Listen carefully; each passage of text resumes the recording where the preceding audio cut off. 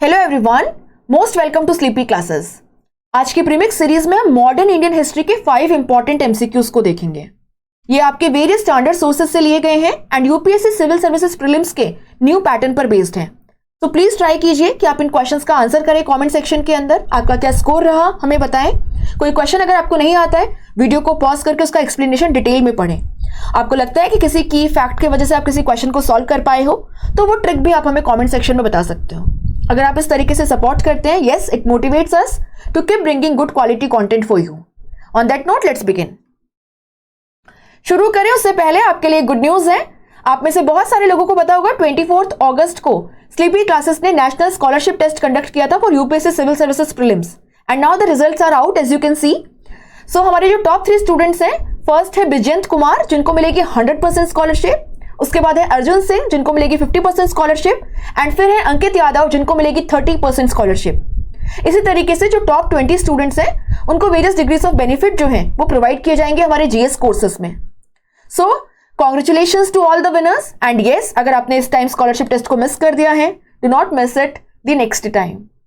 शुरू करेंगे एंड अगर आपने चैनल को सब्सक्राइब नहीं किया है तो सब्सक्राइब कर लीजिए। वीडियो पसंद आती है तो do like it, share it, comment it. Yes, it really do motivate us. Okay, so शुरू करते हैं। चलिए, फर्स्ट क्वेश्चन आपके स्क्रीन पे है। Consider the following statements regarding Salt March or the civil disobedience movement. It was the Dandi March that first brought Mahatma Gandhi to world attention. It was the first nationalist activity in which women participated in large numbers. Initially, Gandhi and INC were reluctant to let women participate in the movement. It was the first nationwide movement, while all other earlier movements were restricted to rural areas. How many of the statements is or are correct? 1 only, 2 only, 3 only, or all of the above? अब video को pause करके इसका answer लिख सकते हैं comment section में। Let's discuss it now.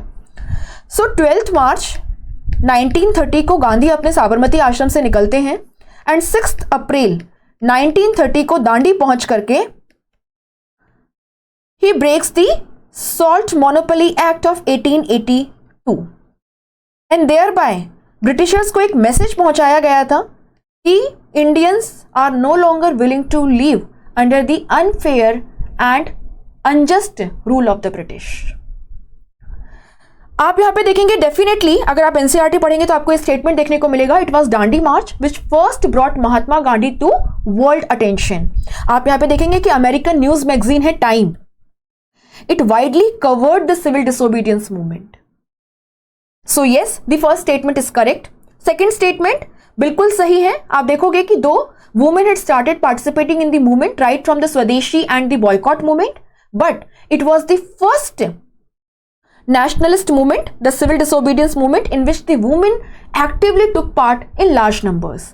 Second statement भी आपका सही है। और अगर हम इन वुमेन की बात करें तो आप यहाँ पे देखेंगे, यहाँ पे है सरोजनी नायडू, कमला देवी चट्टोपाध्याय, कस्तूरबा गांधी, अवंतिकाबाई गोखले, लीलावती मुंशी और साथ ही साथ में हंसा बहन मेहता। तो आपको इनका नाम थोड़ा सा पता होना चाहिए।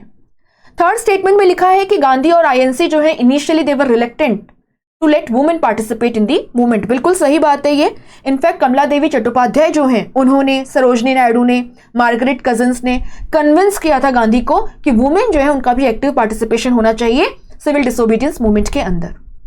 और उसी के बाद में वुमेन जो है they were allowed to take part in the civil disobedience movement. तो थर्ड स्टेटमेंट भी करेक्ट है। Fourth statement, it was the first nation wide movement while all other earlier movements were restricted to rural areas. This second part of the fourth statement is wrong because the earlier movements were largely restricted to urban areas, but it was during the civil disobedience movement that large section of people in the rural areas took part in the freedom movement. So the fourth statement is wrong. First, second, third are correct. Our answer is C. बाकी आप video को pause करके detail में जो explanation है उसे पढ़ सकते हैं। Second question, consider the following statements regarding the recommendations of the Simon Commission report. Okay.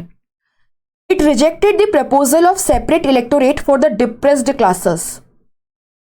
It recommended that diarchy be abolished and responsible government be extended to the provinces. It proposed parliamentary responsibility at the center. It recommended communal electorates be continued. How many of the statements is or are incorrect? Only one, only two, only three, or all of the above? चलिए discuss करते हैं। तो आप यहाँ पे देखेंगे कि जो government of India act of 1919 आया, जिसको हम मॉन्टेग्यू चेम्सफोर्ड रिफॉर्म्स के नाम से भी जानते हैं, यहाँ कहा गया था कि अभी हम कुछ कॉन्स्टिट्यूशनल रिफॉर्म्स कर रहे हैं और 10 साल के बाद में, दैट इज इन 1929, हम एक इंडियन स्टैट्यूटरी कमीशन जो है उसको कॉन्स्टिट्यूट करेंगे और इस कमीशन की रिकमेंडेशंस के अकॉर्डिंग जो फर्दर कॉन्स्टिट्यूशनल रिफॉर्म है उसके डायरेक्शन में हम कुछ स्टेप्स लेंगे।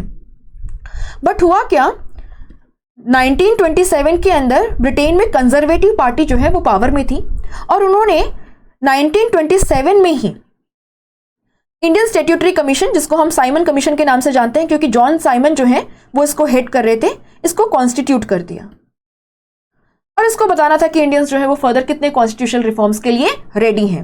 आप देखेंगे कि ये जो 7 मेंबर कमीशन है, it was an all white member commission, that is Indians were denied the basic right to self determination. Simon commission ने अपनी रिपोर्ट्स जो है वो सबमिट करी 1930 के अंदर और इस रिपोर्ट के अंदर उन्होंने कुछ प्रपोजल्स दिए एंड कुछ जो प्रपोजल्स थे उनको रिजेक्ट भी किया। अगर आप देखें तो फर्स्ट स्टेटमेंट बिल्कुल सही है। आप यहाँ पे देखेंगे कि डॉक्टर BR अंबेडकर जो हैं उन्होंने साइमन कमीशन को ये रिक्वेस्ट किया था कि जो डिप्रेस्ड क्लासेस हैं उनको भी माइनॉरिटी कम्युनिटी की तरह ट्रीट किया जाए और सेपरेट इलेक्टोरेट का बेनिफिट जो है वो प्रोवाइड किया जाए। बट साइमन कमीशन ने इसको रिजेक्ट कर दिया था और उन्होंने कहा था कि येस, डिप्रेस्ड क्लासेस जो हैं अगर उनकी कंडीशन को इंप्रूव करना है तो they should be provided with reservation rather than giving them the separate electorates. तो फर्स्ट स्टेटमेंट बिल्कुल सही है। Second, it recommended that dyarchy be abolished. बिल्कुल 1919 का गवर्नमेंट ऑफ इंडिया एक्ट जो है उसने प्रोविंसेस के अंदर डायरकी को लागू किया था, बट डायरकी के अंदर काम करना बहुत मुश्किल था, वो प्रैक्टिकल नहीं था क्योंकि आप देखेंगे कि जो इंडियन मिनिस्टर्स हैं उनके पास में रिस्पॉन्सिबिलिटी तो थी लेकिन उनके पास में पावर्स नहीं थे और जो सारे इंपॉर्टेंट सब्जेक्ट हैं आपके फाइनेंस से रिलेटेड, पुलिस से रिलेटेड, लैंड से रिलेटेड, वो सब थे एग्जीक्यूटिव मेंबर्स के पास में, है ना, वो सब थे आपके रिजर्व पावर्स में। तो आप यहां पे देखेंगे कि dyarchy was not practical, it was not feasible और इसीलिए यहां पे साइमन कमीशन ने कहा था कि प्रोविंसेस में डायरकी को खत्म किया जाए और यहां पे आप रिस्पॉन्सिबल गवर्नमेंट जो है वो एस्टेब्लिश करें। ठीक है, सेकेंड स्टेटमेंट भी करेक्ट है। It proposed parliamentary responsibility at the center. No, it rejected parliamentary responsibility at the center. In fact उन्होंने ये कहा था कि जितने भी कैबिनेट मिनिस्टर्स हैं वो गवर्नर जनरल के द्वारा या जो वाइसरॉय हैं उसके द्वारा अपॉइंट किए जाने चाहिए। So it had rejected the parliamentary responsibility at the centre. Statement 3 is wrong. It recommended communal electorates be continued. बिल्कुल ठीक है, it recommended that communal electorates be continued and even extended to other minorities. तो आप यहां पे देखेंगे statement 4 correct है। How many are incorrect? Only one statement, that is the third one. So आपका आंसर हुआ ए। बाकी एक्सप्लेनेशन आप वीडियो को पॉज करके पढ़ सकते हैं, यहाँ डिटेल में हमने पूरी इंफॉर्मेशन आपके लिए प्रोवाइड कर दी है। और यस, आप टेलीग्राम चैनल ज्वाइन कर सकते हैं जहां पे आपको डिटेल एक्सप्लेनेशन के साथ में जो PDF है वो भी मिल जाएगी। थर्ड क्वेश्चन देखिए, consider the following events in the history of India. Pirpur report, formation of all India Congress socialist party, Haripura session of the Indian national Congress, formation of all India Kisan सभा। What is the correct chronological order of the above events starting from the earliest time? 2413, 1243, 2143, 2431.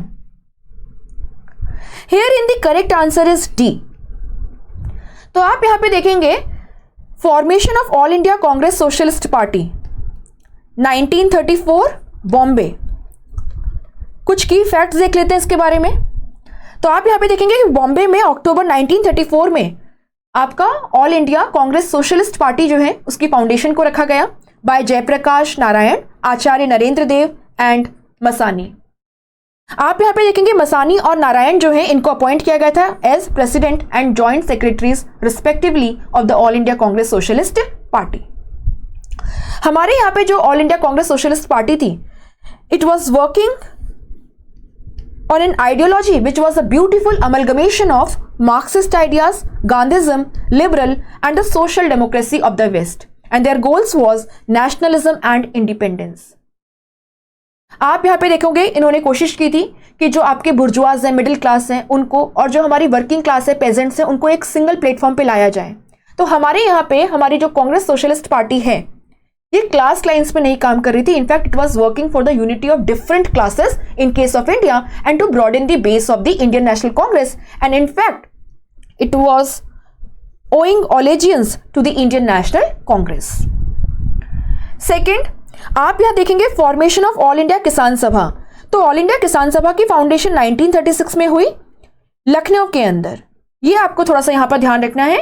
और आप यहां पे देखेंगे कि स्वामी सहजानंद सरस्वती जो हैं ये इसके फर्स्ट प्रेसिडेंट रहे और एनजी रंगा जो हैं वो इसके फर्स्ट जनरल सेक्रेटरी। इनफैक्ट आप देखोगे ऑल इंडिया किसान सभा स्टार्टिंग में इंडियन नेशनल कांग्रेस के काफी क्लोज कोलैबोरेशन में काम कर रही थी। इनफैक्ट कांग्रेस का जो मैनिफेस्टो है for the provincial elections of 1937 वो ऑल इंडिया किसान सभा का जो मैनिफेस्टो है उससे जुड़ा हुआ था। उससे काफी सारे एलिमेंट्स जो हैं वो कांग्रेस ने पिक किए थे। और इनफैक्ट कांग्रेस और ऑल इंडिया किसान सभा का 1936 का जो सेशन है वो फेजपुर में एक साथ हुआ था। और फेजपुर सेशन जो है वो कांग्रेस का अकेला सेशन था जो रूरल हिंटरलैंड में हुआ, राइट। ये आपको थोड़ा ध्यान रखना है। लेकिन धीरे धीरे आप देखोगे कि all India Kisan Sabha it grew more closer to the communist party of India and it did not take part in the quit India movement because communist party of India had withdrawn from the quit India movement with the participation of the Soviet Russia in the second world war. तो आपको थोड़ा सा ध्यान रखना है यहां पर। इसके अलावा अगर हम यहाँ पे देखें आपका है Haripura session of the Indian national Congress. So Haripura session of Indian national Congress it took place in Feb 1938 इन गुजरात हरिपुरा। और यहाँ पे जो दो इंपॉर्टेंट डेवलपमेंट हुए अगर हम उसकी बात करें तो आप यहाँ पे देखेंगे कि यहाँ पे कांग्रेस ने एक रेजोल्यूशन पास किया कि Congress would provide moral support to those protesting for good governance within the princely states. तो यहां पे आप देखेंगे कि Indian national Congress directly started taking part in the political activity that was taking place in the princely states और the रजवाड़ास। Secondly यहां पे नेशनल प्लानिंग कमेटी को कॉन्स्टिट्यूट किया गया था under the chairmanship of Jawaharlal Nehru and Haripura session was the session that was presided bye Subhash Chandra Bose apart from the Tripuri session of 1939 wherein Subhash Chandra Bose resigned and later on formed the forward bloc within Congress। तो आपको थोड़ा सा ये ध्यान रखना है। अगर हम बात करें पिरपुर रिपोर्ट की तो आप देखोगे कि पिरपुर कमेटी जो है इसे कॉन्स्टिट्यूट किया था ऑल इंडिया मुस्लिम लीग ने मार्च 1938 में और इन्होंने अपनी रिपोर्ट सबमिट की दिसंबर 1938 में। नाउ इस कमेटी को क्यों कॉन्स्टिट्यूट किया था? इस कमेटी को इसलिए कॉन्स्टिट्यूट किया था क्योंकि मुस्लिम लीग का कहना था कि जहां पे कांग्रेस गवर्नमेंट है प्रोविंसेस में वहां पे हमें anti Muslim and pro Hindu bias देखने को मिल रहा है। तो आपको ये थोड़ा सा ध्यान रखना है। तो your correct answer is 2431 that is D. Question number 4 देखिए, consider the following statements with respect to the Deccan riots of 1875। The cotton boom in the Deccan that had been caused by the American Civil War caused the impoverishment of the peasants.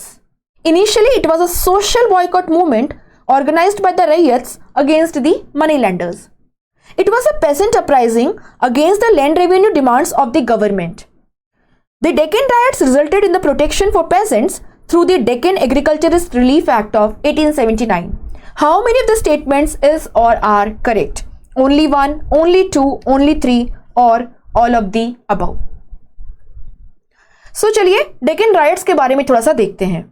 आप यहां पे देखेंगे कि अगर हम 1860 से पहले की बात करें तो ब्रिटेन की टेक्सटाइल इंडस्ट्री के लिए जो रॉ कॉटन की रिक्वायरमेंट थी वो मेजोरिटिवली अमेरिका से मीट की जाती थी। इनफैक्ट आप देखोगे ब्रिटेन में जितना भी रॉ कॉटन इंपोर्ट होता था उसका 3/4 जो है वो अमेरिका से आता था। लेकिन फिर आप क्या देखेंगे? आप देखेंगे कि नॉर्थ अमेरिका के अंदर 1861 से 1865 में सिविल वॉर छिड़ जाता है between the union, the northern states and the confederacy और the southern states on the issue of abolition of slavery. और इस बीच क्या होता है कि अमेरिका से ब्रिटेन जो रॉ कॉटन सप्लाई किया जा रहा था वो सप्लाई रुक जाती है। That supply was halted. Now Britain की जो टेक्सटाइल इंडस्ट्री है they got dependent on the Indian industries क्योंकि अब not Indian industry, that is Indian raw cotton, ये आपको थोड़ा सा ध्यान रखना है। आप क्या देखेंगे कि अब ब्रिटेन में जितना भी रॉ कॉटन इंपोर्ट किया जा रहा था उसका 90% जो है वो इंडिया से सप्लाई किया जा रहा था। अमेरिका से पहले जितना भी इंपोर्ट होता था उसका केवल 3% अब ब्रिटेन में इंपोर्ट कर पा रहे थे। अब क्या हुआ, क्योंकि अमेरिकन सिविल वॉर जो है it continued for 4 long years, the supply of cotton in the market was limited, the prices skyrocketed. और आप यहां पे देखोगे इंडियन रॉ कॉटन की डिमांड जो है वो बढ़ने लगी। अब इंडियन जो मर्चेंट्स हैं सिटीज के अंदर वो इसका फायदा उठाना चाहते थे, तो उन्होंने कांटेक्ट किया रूरल एरियाज के अंदर जो मर्चेंट्स हैं, जो मनी लैंडर्स हैं उनसे, और कहा कि आप फार्मर्स को जितना हो सकता है लोन एडवांस में दो और उन्हें रॉ कॉटन जो है वो कल्टीवेट करने के लिए मोटिवेट करो। आप देखेंगे कि बॉम्बे प्रोविंस के अंदर उस टाइम पर the area under the cultivation of cotton almost doubled.